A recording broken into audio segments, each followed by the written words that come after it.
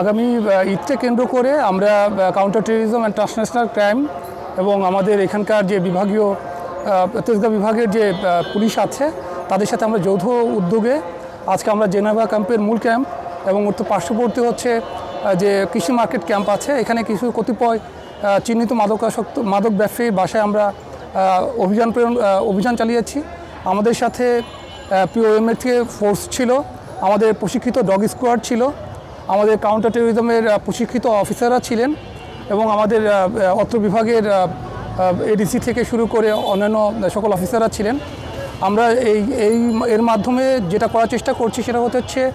জনগণের মধ্যে যে স্বস্তির যে বিষয়টি আছে সেটিকে আমরা স্বস্তি এবং নিরাপত্তা নিয়ে যে আমরা যথেষ্ট সচেতন আছি এবং তৎপর আছি, এই জিনিসটা এই বার্তাটি দেওয়ার জন্য আমরা এসেছি এবং আমরা কিন্তু এইখানে প্রতিটা অলিতে গলিতে কিন্তু ঘোরার চেষ্টা করেছি। এর মাধ্যমে আমরা